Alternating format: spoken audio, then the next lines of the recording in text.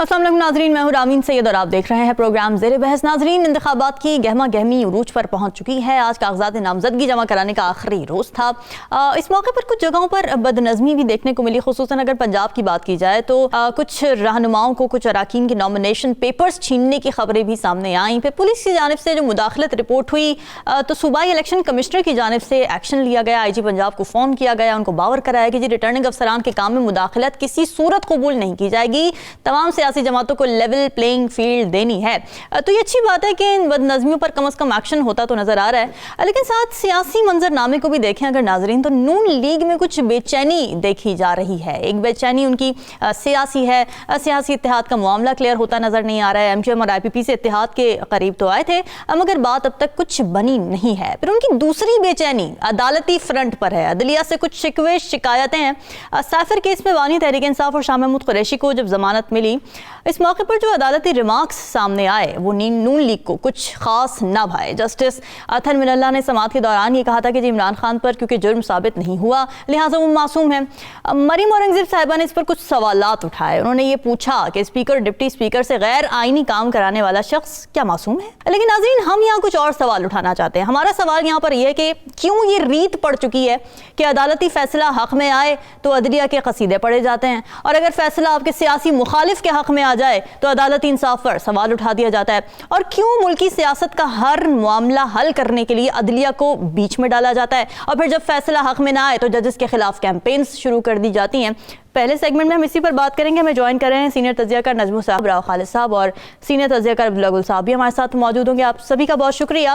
नजमुल साकिब साहब, नून लीग को परेशानी हुई किस बात से? अब ये एक इंग्लिश का अगर वर्ड हम ये देखें कि proven until innocent until guilty, यही कहा जाता है। तो इनोसेंट को अगर हम उर्दू में कर दें तो मासूम बन जाता है। प्रॉब्लम क्या हुई नून लीग को?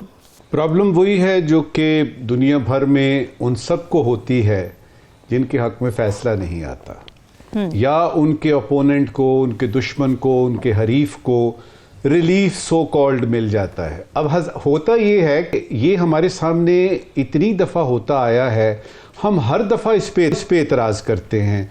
हम हर दफ़ा ये कहते हैं जी कि ये गलत हुआ, वो गलत हुआ, और जब अपनी मर्जी का फैसला आता है तो हम मिठाइयाँ बांटते हैं। हाँ। जब दूसरे की मर्जी का आता है तो हम कहते हैं जी ये गलत हुआ, वो गलत हुआ, और सीधा सीधा सा सुप्रीम कोर्ट को देखिए, कुछ ऐसी रीत चल पड़ी है, एक दो रीतों की तो आपने बात की, कुछ ऐसी रीत चल पड़ी है कि माननी नहीं है किसी की।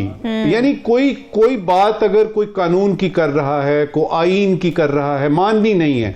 अच्छा, ये मैं ना मानूं वाला जो एक सिंड्रोम है, ये पाकिस्तान में ही नहीं है, ये दुनिया भर के अक्सर ममालिक में आपको ये नजर आएगा। कि मिसाल के तौर पे हम लेते हैं मिसाल अमेरिका की। अमेरिका की जो इस्टेब्लिशमेंट है उसने ये फैसला कर लिया, और जो जब आप रिपोर्टें पढ़ते हैं आपको पता चलता है कि फैसला हो गया कि 2020 में वो जो इलेक्शन इंटरफेरेंस का केस था ना। अब मैं आपके दूसरे सवाल का जवाब देने की कोशिश कर रहा हूं कि क्यों सारी चीजें अदालतों में हो रही हैं। तो जो इलेक्शन का वो जो इम्यूनिटी वाला केस है उसके बारे में ट्रंप साहब रुल गए हैं बार बार कह के कि जी खुदा के लिए मुझे अर्ली हियरिंग दीजिए, इसका जल्दी फैसला करें, इलेक्शन सर पे हैं वगैरह वगैरह। वहां पे क्या हो रहा है? वहां पे ये हो रहा है, वो कह रहे हैं जी कि 4 या 5 मार्च को रखेंगे, इससे पहले हमारे पास टाइम नहीं है। अब यही चीज अगर पाकिस्तान में होगी, आप देखें इधर, यानी आपकी सुप्रीम कोर्ट पे हमला होगा, आप कौन होते हैं इतनी दूर को रखने वाले, फलां फलां फलां। और हमने माजी में देखा, माजी करीब में देखा, माजी बईद में देखा कि किसी जज के बारे में बात करना वो ऐसे समझते जिस तरह हमसाये के बारे में नहीं बात करते। ये देखें जी, आपने यानी अपनी जगह साफ नहीं की। बाबा, मुझे ना कानून का पता, ना मुझे ये पता है कि ये जज ने जो फैसला किया है इसके कानूनी पहलू कौन हैं, कौन से हैं, टेक्निकल कौन से हैं, लेकिन वो रीत पड़ गई कि यानी जो कोई भी फैसला है अगर मेरे हक में नहीं है तो गलत है, और उसके लिए मैंने सोशल मीडिया और बाकी जो हैं। अब इसमें एक और चीज आती है कि दुनिया भर में जब हम देखते हैं तो ये मामलात अदालत तक पहुंचते क्यों हैं? इसकी पहली वजह जो नजर आती है ना वो ये कि सियासतदान अपने मसाइल खुद हल करने के काबिल ही नहीं रहे। जो एग्जीक्यूटिव्स आपके हैं वो अपने जो रिस्पॉन्सिबिलिटीज हैं वो कर ही नहीं रही पूरी। उसके बाद आपके लेजिस्लेचर्स आते हैं जो कि पार्लियामेंट्स में बैठते हैं, वो अपनी मर्जी की अपनी मनमानियों की बात चाहते हैं, दूसरे की सुन नहीं रहे, उनको दूसरी तरफ वाले टेबल पे बैठे हुए लोग सुनाई नहीं देते। अब फिर क्या होगा, आ जाके अदालतें होंगी और फिर अदालतों को ही ये एक आप यूं समझिए कि एक जिमनी किस्म की चीज शुरू हो जाती है कि यार इलेक्शन कमीशन ये जो हमारे हैं सिकंदर साहब, ये तो हमने प्रपोज किया था, ये हमारी बात कैसे टाल सकते हैं। या आप अगर यानी बीबी शहीद की बात करते हैं तो वो जो लगारी साहब थे, भाई हमने आपको प्रेसिडेंट बनाया, आपने हमें ही, इस तरह की कई मिसालें आपको नजर आएंगी। बॉटम लाइन क्या निकली? बॉटम लाइन ये निकली कि देखिए अगर सुप्रीम कोर्ट की बात है, जजेस की बात है, या जर्नैलों की बात है, या ब्यूरोक्रेट्स की बात है, या किसी सियासतदान की बात है, जब आपने उसको कुर्सी पे बिठा दिया तो फिर आपको वो देखना पड़ेगा, सहना पड़ेगा, बर्दाश्त करना पड़ेगा। ये इसी तरह ही है जिस तरह मसलन आप एक यानी बस में बैठते हैं, आप बस में बैठते हैं ना, तो अब ड्राइवर जिस तरह से गाड़ी चलाएगा वो आपको बर्दाश्त करना है। हां, अगर आपने फैसला करना है यानी सोचना है तो वो जरा बस पे बैठने से पहले सोचना चाहिए कि इस बस पे बैठना भी है कि नहीं, और क्या ड्राइवर को बदलना है तो अभी क्यों ना बदल ले। लिहाजा साबित क्या हुआ? साबित यह हुआ कि सियासतदानों को पाकिस्तान में या ट्रंप साहब को अमेरिका में या दुनिया में कहीं पे भी अगर सुप्रीम कोर्ट है तो वहां अगर केस जाता है तो जो सुप्रीम कोर्ट फैसला करती है उसको मान लीजिए। अब साइफर केस में जो फैसला हुआ है, मानते क्यों नहीं है आप? बिल्कुल सही मान लें, क्योंकि अभी आपने अल अजीजिया में और आपने एवनफील्ड में तो मान लिया, तो लिहाजा इसमें यह है कि आप जो फैसले आते हैं उनको अच्छे तरीके से मानिए, इसी में सबकी बेहतरी है। ठीक है। राव खालिद साहब, अदालतों से ठंडी ठंडी हवाएं चली नून लीग के लिए, हमने देखा अल अजीजिया में एवनफील्ड रेफरेंस में इस तरह से रिलीफ मिला, ठीक है, ज्यादती हुई, नून लीग का ये बयानिया है, लेकिन जब हल्का सा झोंका महसूस हुआ पीटीआई की तरफ तो उस पर नून लीग बुरा मना जाती है। ये क्या चक्कर है? देखिए, ये तमाम सियासी जमातों के ये मसाइल हैं। जब पनामा केस चल रहा था उस वक्त भी ऐसी सूरत हाल थी कि तमाम जमातें जो थी मियां नवाज शरीफ के ख़िलाफ़ जितनी थी, पीपल्स पार्टी जो बहुत बड़ी एलाई बनी बाद में उनकी, वो भी यही कर रहे थे, वो भी तकरीरें कर रहे थे, बिल्कुल इस्तीफ़ा दें आएँ और फिर करें, और सारी वो तकरीरें करते थे। लेकिन नून के साथ थोड़ा सा एक मसला रहा है। इवन पनामा में भी जब जीआईटी बनी तो उन्होंने मिठाइयाँ बांटी थी जी। और अब वो गालियाँ देते हैं उस जीआईटी को कि जेआईटी बन गई, बड़ा ज़बरदस्त काम हो गया, तो वो गालियाँ देते हैं। मेरा ख्याल है उनका जो अदालतों के बारे में तजर्बा रहा है, एक उनका अपना तजर्बा था जब बेनज़ीर भुट्टो और आसिफ ज़रदारी को सज़ा दिलवाई थी मलक क़यूम से। वो उस किस्म के जजों के आदी थे, वो जस्टिस सज्जाद जैसे जज को बर्दाश्त नहीं करते थे, उनके खिलाफ सुप्रीम कोर्ट पे हमला करा के उनको फारिग करा दिया। उनको रफ़ीक तारड़ और सईदुज़्ज़मान सिद्दीकी जैसे जजेस जो ज़्यादा उनको पसंद थे, तो वो उनका वो तजर्बा था। अगर उससे थोड़े से मुख्तलिफ जज आते हैं या मुख्तलिफ लोग आते हैं तो वो उनको बहुत नापसंद होते हैं और वो बहुत जल्दी फेड अप हो जाते हैं उससे कि ये क्या हुआ है। अब जैसे आपने कहा उनके हक में फैसले आए हैं, पहले फैसले गलत हुए होंगे, अब उनके हक में आ गए हैं, वो खुश है। इसी तरह से किसी और के बारे में भी गलत फैसला हो सकता है जो बाद में को ठीक कर सकता है। या ये तो एक प्रोसेस है, अपील का प्रोसेस है। अपील के ट्रायल में एक उनको रिलीफ मिला है, ये ऑब्जर्वेशन, अभी तो ऑब्जर्वेशन है, वो तो उसमें कोई उसका कहने से कोई फर्क नहीं पड़ता। जब तक जो आपने जैसे कहा, जब तक वो साबित नहीं होता उस वक्त तक तो वो मासूम ही समझे जाएंगे, इनोसेंट समझे जाएंगे। हर मुजरम, हर मुल्ज़म जो है, जब तक मुल्ज़म है वो इनोसेंट ही होता है, जब तक मुजरिम नहीं बन जाता, डिक्लेयर अदालत ना कर दे। और वो अदालत ने ही करना है। कल को अगर इनोसेंट करार देगी अदालत देगी, अगर मुजरम करार देगी तो अदालत देगी, मैं या आप नहीं कह सकते। तो इसलिए ये अदालत के कहने पे इनका अपसेट होना कुछ समझ नहीं आती। लेकिन एक चीज़ जो है, जो बुनियादी सवाल है आपका कि हम अदालत की तरफ क्यों सारे चले जाते हैं। हमारे यहाँ एक्चुअली जो इदारों की जो अपने रोल को फैलाया है इदारों ने, उसमें जुडिशरी ने भी पिछले कुछ सालों में, एक दो दहाइयों में बहुत ज़्यादा एक्सटेंड किया अपने जुरिस्डिक्शन को। और उसमें मसला ये हो गया है कि कोई इशू आप लेके जाएं ना जाएं, अदालतें खुद बहुत से इशू ले लेती है। चौधरी साहब के दौर में हमने देखा उसमें जैसे जैसे कि कारके का केस था, स्टील मिल का केस था, रिकोडेक का केस था, समोसों का केस था, अतीको ओडो को उन्होंने वो पकड़ लिया, उसके पीछे पड़ गए। इस तरह से फिर हम देखते हैं पीटीआई के दौर में जनरल जो आर्मी चीफ की एक्सटेंशन का एक केस आया, वो सुप्रीम कोर्ट ने खुद उसमें, हालांकि एडमिनिस्ट्रेटिव था, को अपना अगर गवर्नमेंट चाहती है एक्सटेंशन देना दे सकती है, गवर्नमेंट लॉ बनाना चाहती है बना सकती है, तो अदालत को क्या जरूरत थी कि स्पेशल उस पर डायरेक्शन दे। गवर्नमेंट दे चुकी थी एक्सटेंशन, उसको उन्होंने खुद अपने हाथ में लेके उस पर एक फैसला किया और कहा जी कानून साजी करें। और यदि इस तरह अदालतें भी खुद भी थोड़ा सा आगे आती हैं तो फिर उनको सुननी भी पड़ती हैं। इसी तरह से फिर लोग यकीनन एतराज़ भी फिर होता है कि आपके जो एडमिनिस्ट्रेटिव फंक्शनिंग है वो अगर कर रही है, अगर तीन आपके ट्राइकॉटमी ऑफ पावर है तो उसको उसी तरह से रहने देना चाहिए। ये इंटरफेरेंस बार बार इधर उधर जो होती है उससे ये प्रॉब्लम पैदा होते हैं। मुकर्रना की जुडिशरी की मुकर्रना में जैसे पीडीएम के वो रेजोल्यूशन पास करते रहे सुप्रीम कोर्ट के खिलाफ बैठ के, जजों के खिलाफ, तो उसमें तो उन्होंने कोई नहीं कहा। जजों को पता नहीं क्या क्या लकाब देते रहे, वहाँ आके तस्वीरें लगा के उनको क्या क्या कुछ बुरा भला कहते रहे। तो जजों को भी कहना चाहिए था इनके बारे में जो ये दूसरों के बारे में कहते हैं। तो ये एक अजीबोगरीब सिलसिला है। तो जब अपनी बात होती है तो वो कहते हैं नहीं जी हमारे तो बड़ा ज़बरदस्त, हम तो जो हमारे फैसले वो इंसाफ व कानून के मुताबिक है, ऐन आइन और कानून की उसमें कह ले के अप होल्ड किया गया। और आपके फैसले में अदालत ने जो है ना वो कानून और इंसाफ को देखा ही नहीं, सिर्फ ज़ाती उन्होंने केस नहीं फेस देखा है। तो ये गुफ्तगू शुरू हो जाती है। तो मेरा ख्याल है कि थोड़ा सा इदारों को और लोगों को जो ख़ास तौर पे सियासतदान है इनको देखना चाहिए। ये ट्राइकॉटमी ऑफ पावर को जो अपहेल्ड करना है वो सियासतदानों ने, अदलिया ने और मुकर्रना ने मिलके करना है अपने अपने डोमेन में रह के। बिल्कुल सही है। अब्दुल्ला साहब, आपको क्या लगता है इस तरह के रिमार्क्स जब सामने आते हैं, गुड टू सी यू, फिर ये मासूम का लफ्ज़ जैसे इस्तेमाल हुआ, इस पर तनकीद जो हो रही है, आपको लगता है वो जस्टिफाइड है, मुनासिब है या नहीं होनी चाहिए, गलत है? आपकी क्या राय है? बिस्मिल्लाहिर्रहमानिर्रहीम। देखिए, अदालत का काम जो है, इसीलिए वहाँ जो अदालत के सामने एक तराजू लगा होता है, जिसको तराजू एक देवी ने उठाया है, जिसके ऊपर आंखों पे पट्टी बंधी हुई है।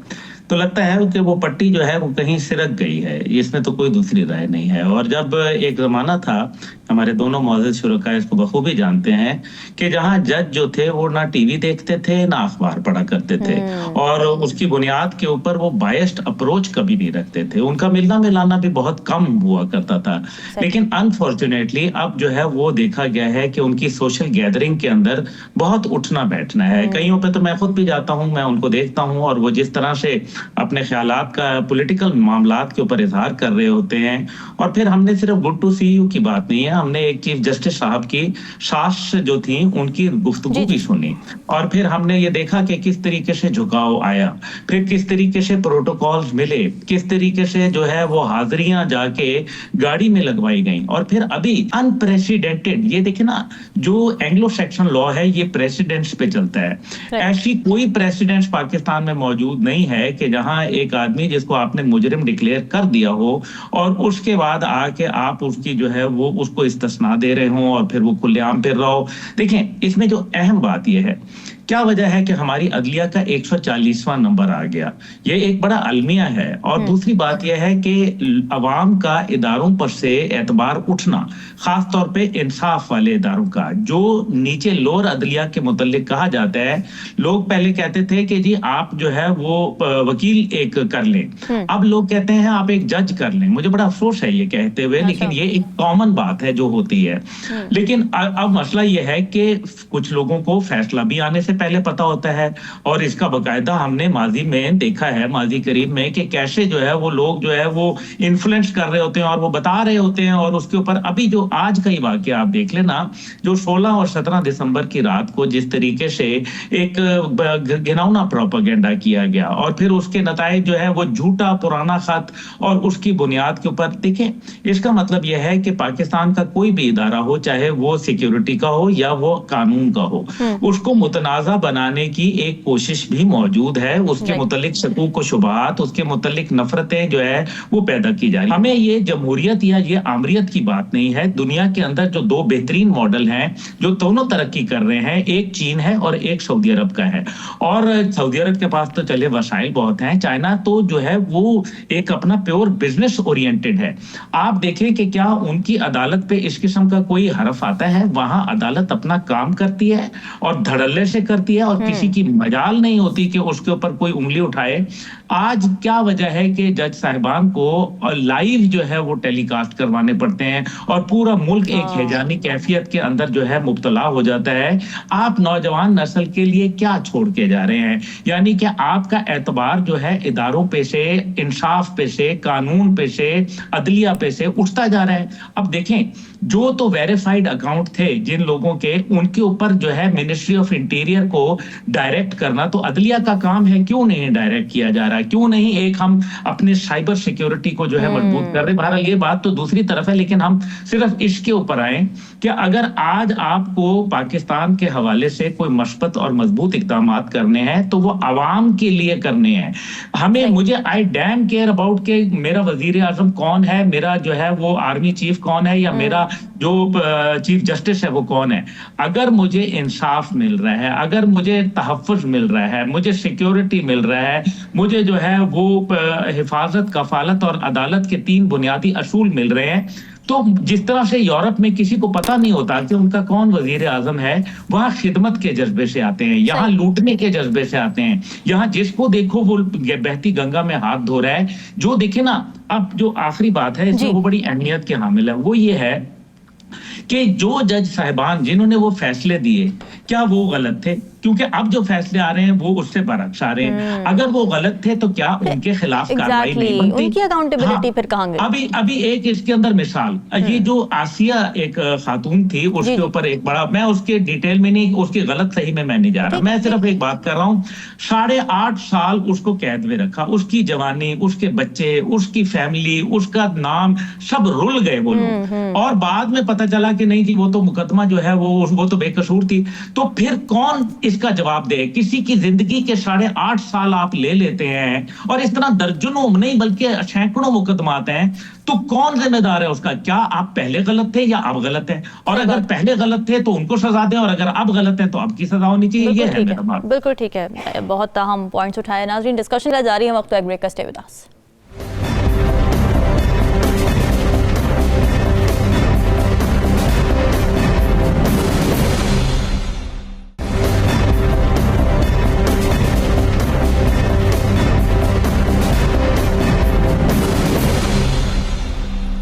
Welcome back. नाज़रीन, इंतखाबात करीब आते ही जहाँ एक तरफ हवाओं के रुख का तयन किया जा रहा होता है तो दूसरी तरफ सियासी जमातों और मुख्तलिफ रहनुमाओं के बदलते रुख भी हैरत में डाल देते हैं। कल के हरीफ आज के हलीफ, और कल जो एक दूसरे से बात करना तक पसंद नहीं करते थे, कैसे हैरान कुन तौर पर अचानक उन्हें एक दूसरे में ऐसी खूबियाँ नज़र आ जाती हैं कि वही बिलावल भुट्टो जो शहबाज शरीफ को बेहतरीन वज़ीर आज़म करार दे रहे थे, आज सारी कैंपेन ही नून लीग के खिलाफ चला रहे हैं। वही नून लीग जो बाप पार्टी से सेनेट में वोट लेने पर पीपल्स पार्टी को कोसती नजर आ रही थी, आज उसी बाप पार्टी से बलूचिस्तान में इत्तेहाद कर चुकी है।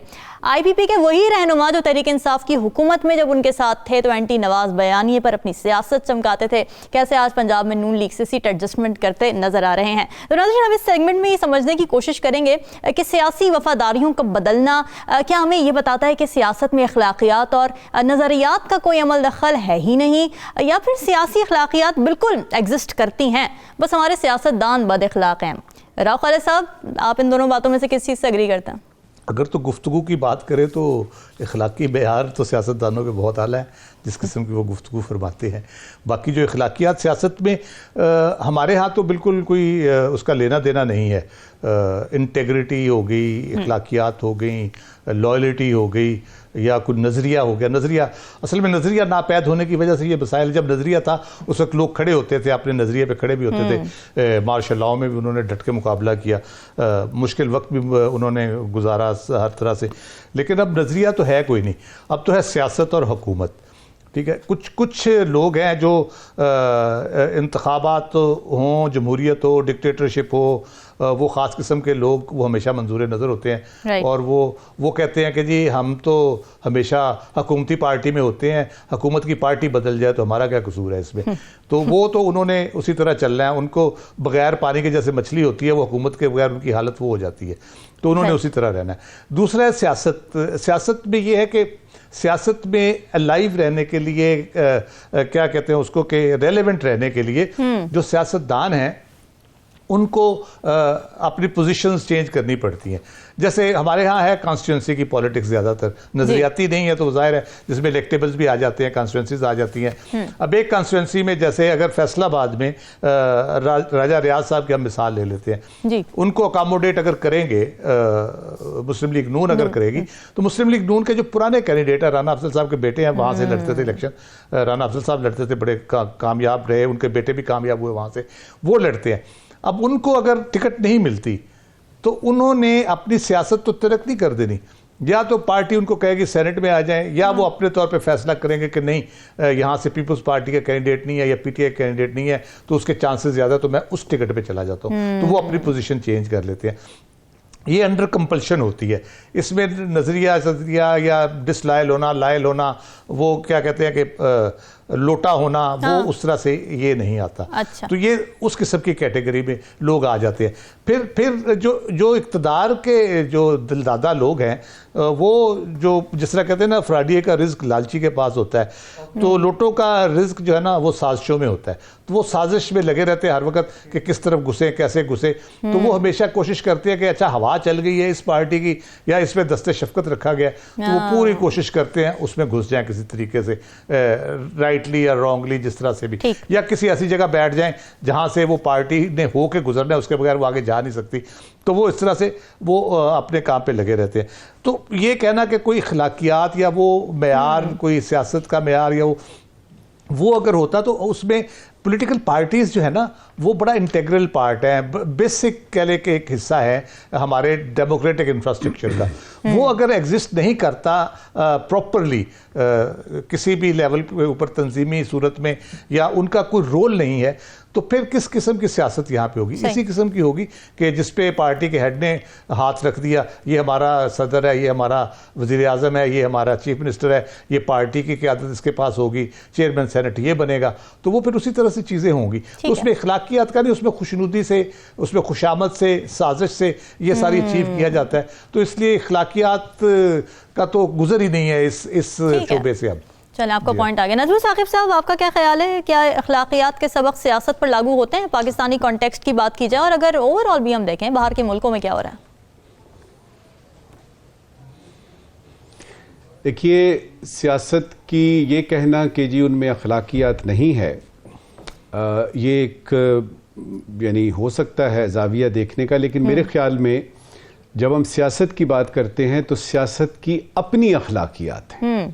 जिस तरह राव साहब ने भी कहा ना कि उसकी अखलाकियात में ये नहीं है कि दूसरे को रास्ता देना है, अदब लिहाज से बात करनी है, कोर्ट्स का और डीसी साहब का एहतराम करना है, माँ बाप का एहतराम है, अगर आपका भाई जो है वो आपको प्रॉब्लम में है तो आप उसकी मदद करते हैं। कम से कम मेरे नबी ने सल्लल्लाहु अलैहि वसल्लम उन्होंने फरमाया, खयारुकुम अहसनुकुम अखलाकन, हमारे लिए तो और कुछ चाहिए नहीं। उन्होंने कहा कि तुम में से अच्छे वो हैं जिनके अखलाक अच्छे हैं। सीधी सी बात है। अब ये है कि ये वो हैं जो कि आपके सोसाइटी के लिए हैं। हाँ। इस वक्त हम बात कर रहे हैं सियासत में अखलाकियात की, और सियासत में अखलाकियात जो है वो सिर्फ एक लाइन में बताई जा सकती है कि मैं जिस वक्त जीतूंगा उस वक्त बात करेंगे, मैंने ये इलेक्शन जीत के तो फलां पोजीशन हासिल करनी है।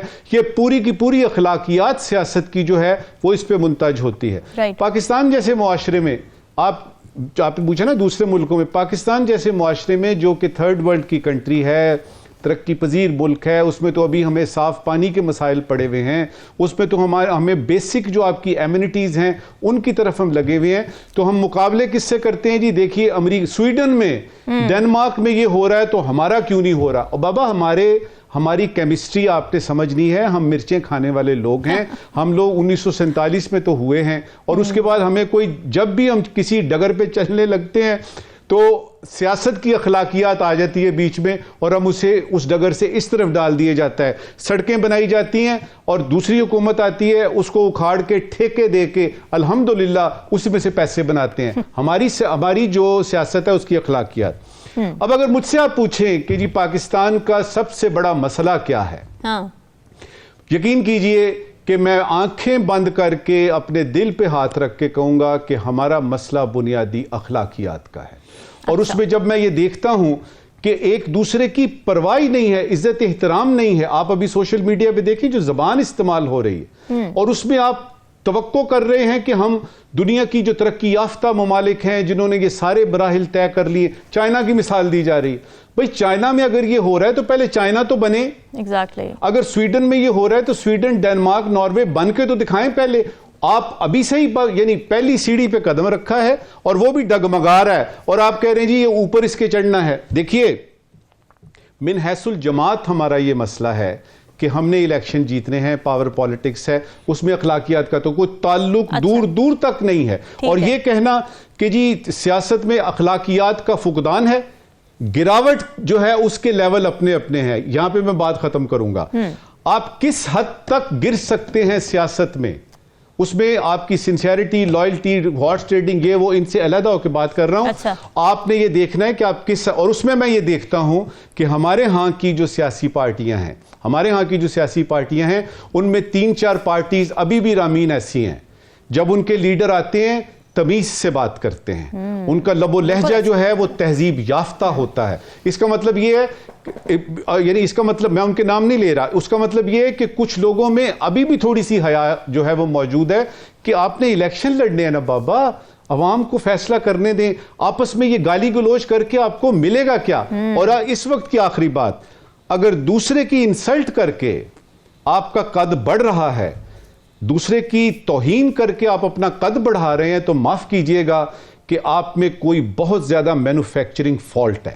अपने आप को ठीक कीजिए, दूसरों को छोड़ दीजिए ना, अपनी आप तरबियत कीजिए। और यह है वो सियासत का, अखलाकियात का, जो दूसरे ममालिक ने इसको अपनाया और इस वक्त वो पॉलिटिकली, सियासी तौर पे जो है वो एक मैच्योर कौमें जो है वो हमारे सामने आ रही है। ठीक है अब्दुल्ला साहब, आपको क्या लगता है politics is all about power game, तो फिर उसमें तो कोई रूल्स और एथिक्स नहीं होते, आप अग्री करते हैं फिर इस बात से?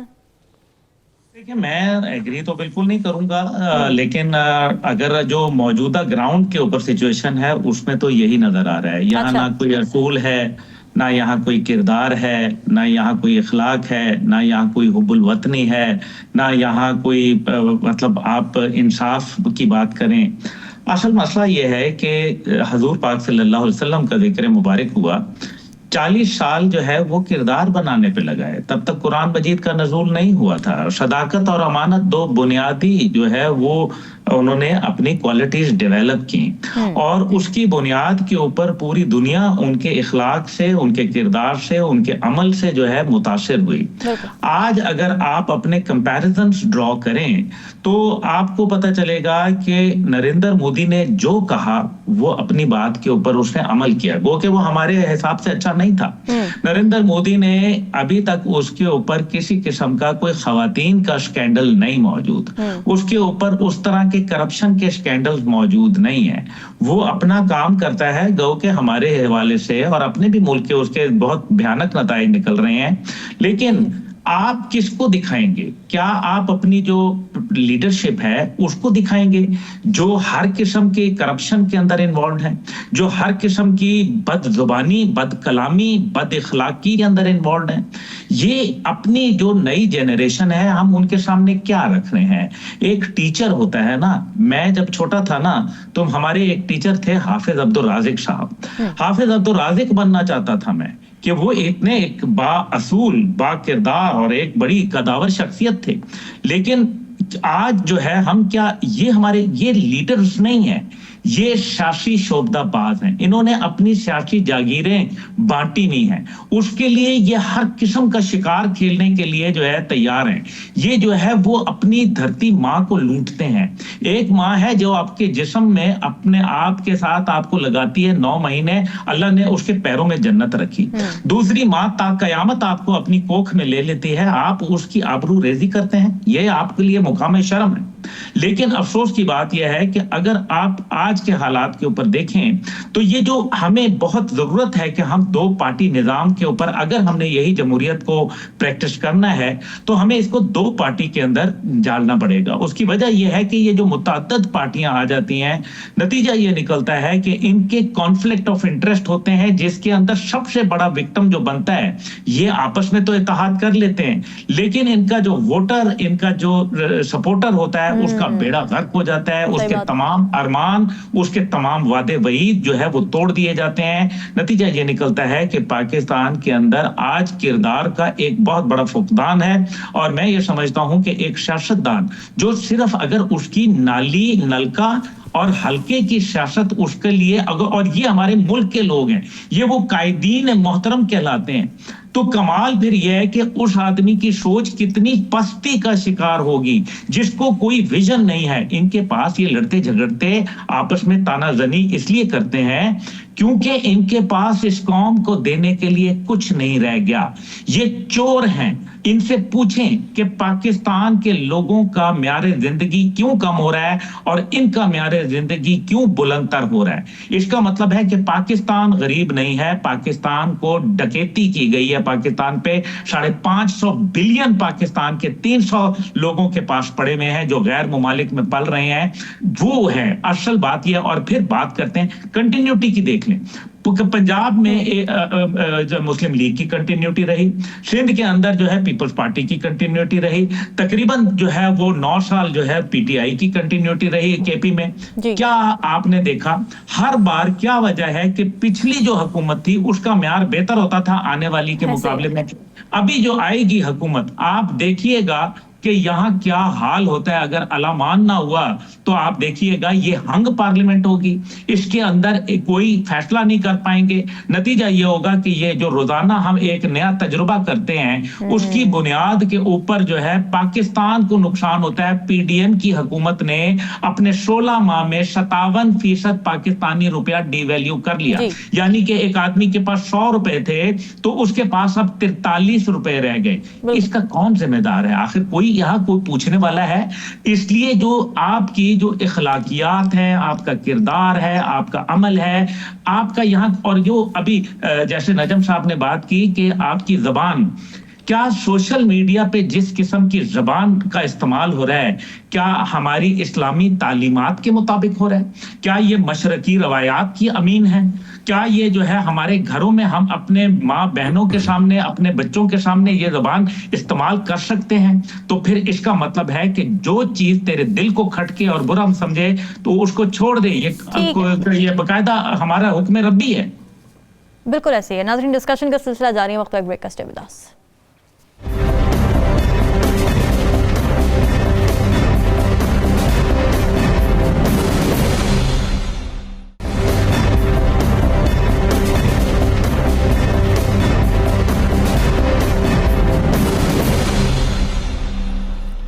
वेलकम बैक नाजरीन। कायद-ए-आज़म मोहम्मद अली जिन्ना ने फरमाया था कि मुझे इसमें कोई शक नहीं है कि इत्तेहाद, यकीन महकम और तंजीम ही वो बुनियादी निकात हैं जो ना सिर्फ ये कि हमें दुनिया की 5वीं बड़ी कौम बनाए रखेंगे बल्कि दुनिया की किसी भी कौम से बेहतर कौम बनाएंगे।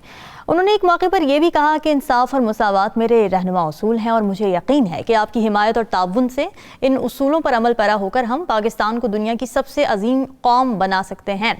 फिर नाज़रीन, एक बार उन्होंने पाकिस्तान की तरक्की का एक और राज बताया था। उन्होंने कहा था कि दुनिया की कोई कौम उस वक्त तक तरक्की नहीं कर सकती जब तक उसकी ख़वातीन मर्दों के शाना बशाना माशरे की तामीर और तरक्की में हिस्सा ना लें। औरतों को घर की 4 दीवारी में बंद करने वाले इंसानियत के मुजरिम हैं। तो कल जब हम कायद-ए-आज़म का यौम पैदाइश मनाएंगे, ये सवाल करना बहुत ज़रूरी है कि वो इत्तेहाद, यकीन महकम, तंजीम, इंसाफ, मुसावात और ख़वातीन की पावरमेंट, मुल्क की तरक्की का रोड मैप जो पाकिस्तान के सबसे बड़े लीडर ने हमें दिया था, क्या उनके बाद आने वाले लीडर इस पर अमल कर पाए या फिर ताकत का हुसूल ही पाकिस्तान की सियासत का महवर बनकर रह गया है? नजमू साकिब साहब, क्या लगता है आपको? सबसे पहले तो रामीन, आपने मेरे कायद का जिक्र किया है, कल 25 दिसंबर है, उनका यौम विलादत है। सबसे पहले तो मेरा उनकी रूह को सल्यूट पहुँचे। देखिए, ये जो मैं इस वक्त यहाँ पे मौजूद हूँ, इस टेबल के साथ पीछे बैठा हुआ राव साहब मेरी बगल में हैं, आप बात कर रही हैं, अब्दुल्ला साहब उस तरफ हैं, एक अच्छा माहौल है, एक आज़ाद मुल्क है। आप यकीन कीजिए कि अगर हिंदुस्तान में वो तहरीक ना चलती, मेरे कायद 1906 में मुस्लिम लीग ना बनाते, 1946 का इलेक्शन, ये हिसाब किताब, फिर उसके बाद जो उन्होंने निगोशिएशन की, ना सिर्फ यानी आपके यानी कमरा अदालत में, अब आपने ये जो बात की है ना, ईमान, इत्तेहाद, तंजीम, यकीन महकम की, ये तो हम सबको पता है, ये तो हर स्कूल में 5वीं जमात के बच्चे को भी पता है कि ये क्या है। सवाल ये है कि पता होना जरूरी नहीं है। तो पहले सवाल कर लेते हैं, क्या हमारे में इत्तेहाद है? क्या हमारे में तंजीम है? क्या हमें यकीन महकम है हमारा अल्लाह की ज़ात पे, उसके अंबिया पे, आमनतु बिल्लाहि व मलाइकतिही व कुतुबिही व रुसुलिही? हमारे ईमान का क्या इस वक्त हिसाब किताब है? अब आते हैं आपकी उस बात पे, आपने ख्वातीन की भी बात की ना, एक चीज उसमें ऐड कर लीजिए। जी। मेरे कायद ने 2 चीजों को कहा कि ये सुम कातिल है, ये जहर कातिल है, और वो 2 चीजें कौन सी हैं? पहली बात उन्होंने ब्राइबरी की बात की, दूसरी बात उन्होंने करप्शन की कि जिस मुआशरे में ब्राइबरी और करप्शन होगी वो पनप नहीं सकता। मेरे पाकिस्तान में आपको ये चीजें नजर आती हैं ना, मुझे तो याद है आज से कुछ बरस पहले टेलीविजन की स्क्रीन पे एक सियासी रहनुमा ने कहा कि करप्शन पे हमारा भी तो हक होता है, हमारा भी तो हक होना चाहिए करप्शन पे। तो वो मुस्लिम लीग जो 1906 में बनी थी, वो मुस्लिम लीग जो 1906 में बनी थी, इस वक्त की मुस्लिम लीग जो है, जो 2023 में है, तकाबुल आप खुद कर लीजिए। अफसोस होता है कि हमने कायद आज़म को या उस तरह के लीडर्स जो हैं, जो हमारे रहनुमा थे, उनको ना सिर्फ भुला दिया, उनके फरमुदात को भुला दिया। वो जिस मकसद के लिए पाकिस्तान बना था, हम उसको भूल गए, और इसी वजह से ये एक बुनियादी वजह है। देखिए, वालिद साहब के सामने खड़े होकर ये कह देना भाई आपने हमारे लिए क्या किया है, बड़ा जबरदस्त तालियां बजती हैं जी। अगर तुम ये नहीं कर सकते थे, पाल नहीं सकते थे, तो पैदा क्यों किया? देखिए, इस तरह के सवाल करके आप तालियां बजवाते हैं। आप ये देखिए कि उसने आपको पैदा किया है। मेरे कायद के बारे में बहुत सारे लोग बहुत सारे मुद्दत से उनको, उनके किरदार को और उनकी बातों को मशकूक कर रहे हैं अपना नाम बनाने के लिए कि जी ये हिंदुस्तान में बहुत ज़्यादा, मेरी वेबसाइट जो है वो, मेरा जो वीलॉग है फलाना। और खुदा के लिए खुदा का खौफ कीजिए, आप जिस मुल्क में हैं, जिसने इस मुल्क को आपको दिया तोहफतन, उसके लिए आप और कुछ नहीं तो कम से कम उसका नाम तो खराब ना करें। ये आज भी मेरी ये यूं समझिए ख्वाहिश भी है, मेरा ख्वाब भी है, और मेरा यकीन भी इस बात पे है कि सारा कुछ होने के बावजूद अगर आज भी इस 25 दिसंबर को हम ये फैसला कर लें रामीन कि हमने अपने कायद के नक्शे कदम पे चलना है, और वो जो कायदों का कायद है मेरे नबी मोहम्मद मुस्तफ़ा सल्लल्लाहु अलैहि वसल्लम, उनके नक्शे कदम पे उन्होंने जो सीरत में बातें की, जो उन्होंने जिंदगी गुजारी, कायद पे आ जाइए और कायद के बाद उनके 3-4 फरमुदात को, सिर्फ इत्तेहाद को ले लीजिए, सिर्फ इत्तेहाद को ले लीजिए। मेरे पाकिस्तानी अगर एक हो जाएं, यकीन कीजिए कि दुनिया में हमारा मुकाबला करना बड़ा मुश्किल होगा। बिल्कुल ऐसे। राव खालिद साहब, क्या आज का पाकिस्तान कायद आज़म का पाकिस्तान है, और अगर नहीं है तो नाकामी की वजूहात क्या हैं? देखिए, कायद का पाकिस्तान तो पहले 2-3 सालों में कहीं खो गया था। जिस सूरत हाल से हम 2-4 हुए और उसके बाद जिस तरह से हम लेके चले, मुसलमानों के लिए एक अलग रियासत का ख्वाब उन्होंने देखा, अल्लामा इकबाल, और फिर उन्होंने अमली शक्ल कायद आज़म ने अपनी कोशिशों से उसको बनाया। मुसलमान ने ये जब इस्तिस्वाब हुआ, इलेक्शन हुआ, उसमें अपने मुल्क के लिए वोट दिया, मुल्क बना। उसके बाद जो मुसलमानों के लिए मुल्क बना था, तो वो देख लें, इंसानों के रहने की जगह है, जमहूर के लिए मुल्क है, जमहूरियत के लिए है। हम जितने भी इंडिकेटर्स देखते हैं तो मायूसी होती है देख के कि हम कहाँ पहुँच चुके हैं, और यहाँ से वापसी का सफ़र होगा कि नहीं होगा। अगर इसी रास्ते पे चलते रहे तो मेरा नहीं ख्याल हम कायद आज़म के तो उस सफ़र से तो हम कोई 70 साल आगे निकल गए हैं, तो किसी और तरफ, उस तरफ हमें वापसी कितने सालों में हम करते हैं, नहीं करते। जो तकसीम हमारे मुआशरे में है, वो आपको बताती है कि इत्तेहाद का सबक कहाँ गया, लिसानी बुनियादों पे, फ़िरक़ों की बुनियाद पे, इलाके की बुनियाद पे, सूबे की बुनियाद पर, ज़ात, महल्ले, गली की उसकी बुनियाद पे हम उस तकसीम है। यकीन मुहकम ये है कि मस्जिद में गिलास भी आपने उससे जंजीर से बांधे होते हैं, इतना यकीन मुहकम है हमें लोगों पे कि वो गिलास भी नहीं छोड़ेंगे।